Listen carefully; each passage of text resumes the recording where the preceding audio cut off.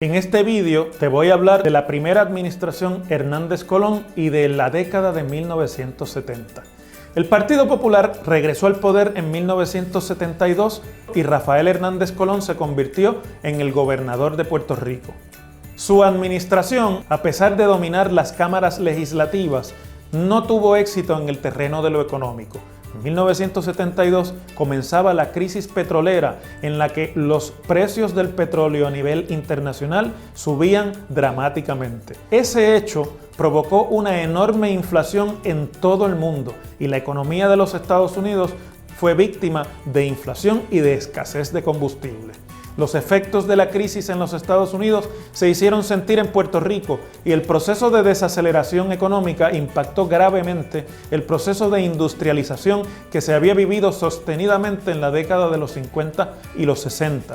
Puerto Rico además enfrentaba un ambiente hostil en el Congreso de los Estados Unidos en cuanto a la continuidad de los incentivos contributivos federales que se utilizaban en la industria.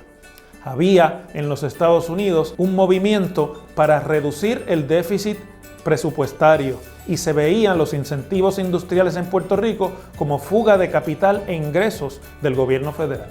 La administración de Hernández Colón enfrentó, por lo tanto, una recesión económica y las medidas para paliar esa recesión probaron ser altamente impopulares. Una de ellas fue la aprobación de una tasa adicional en la contribución sobre ingresos, que como se metía en el bolsillo del puertorriqueño asalariado, fue bautizada popularmente como la vampirita, queriendo decir así que drenaba los bolsillos del trabajador puertorriqueño. Comenzaron también movimientos de huelga en las principales corporaciones públicas puertorriqueñas, la más famosa de las cuales fue la huelga de la Autoridad de las Fuentes Fluviales, que hoy se conoce como Autoridad de Energía Eléctrica. También el gobierno de Puerto Rico decidió nacionalizar algunas empresas privadas para evitar crisis en el país. De esa forma, el gobierno adquirió una línea de barcos de la Marina Mercante de los Estados Unidos para evitar que en el caso de un bloqueo naval Puerto Rico se quedara sin suministros. Nació así las Navieras de Puerto Rico, corporación pública que nunca fue solvente y que trajo muchos problemas hasta su venta en la década de 1990. El gobierno también nacionalizó la compañía telefónica y nació la Corporación Telefónica de Puerto Rico, que se llamaba con su nombre comercial Puerto Rico Telephone Company. La nacionalización del teléfono probó ser exitosa y logró la expansión de la red telefónica por todo el país. Pero el problema económico y fiscal de Puerto Rico daría el traste con los intentos del gobierno de que Puerto Rico creciera económicamente en esa década.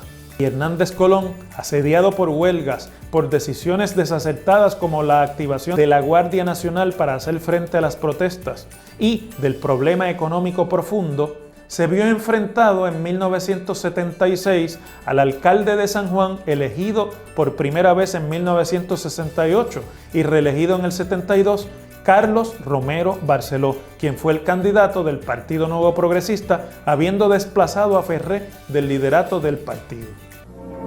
Nosotros estamos orgullosos de nuestro modo de ser, de las costumbres y tradiciones que hemos heredado y que nos han formado como pueblo.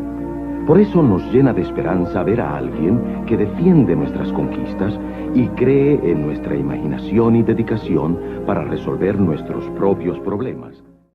Hernández Colón se enfrentó a Romero Barceló en el 76 y fue derrotado. El Partido Nuevo Progresista lograba la victoria en 1976 con Cámara, Senado, Comisaría Residente y muchos de los municipios del país. ¿Jura usted? Juro.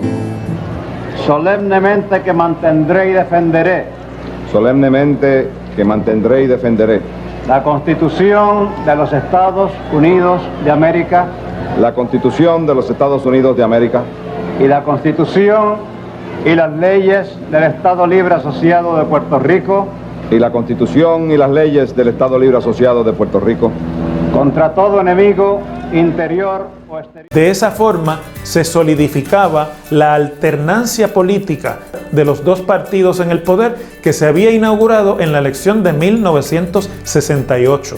Desde ese momento en adelante, el Partido Popular y el Partido Nuevo Progresista se han repartido el poder en Puerto Rico a partes iguales, han ocupado el poder por el mismo número de años. Por eso podemos decir que el sistema político en Puerto Rico hasta ahora es un bipartidismo perfecto de partidos fuertes, que son, si nos ponemos a reflexionar, los mismos dos partidos que nacieron bajo España, se desarrollaron durante principios del siglo XX, se solidificaron en la década de los 30, interrumpidos por la hegemonía popular de los 40, los 50 y los 60, y regresaba nuevamente la alternancia y la disputa bipartidista a partir del 68 y ha perdurado hasta nuestros días. En el próximo vídeo te cuento la administración de Carlos Romero Barceló, los problemas y el regreso de la violencia política.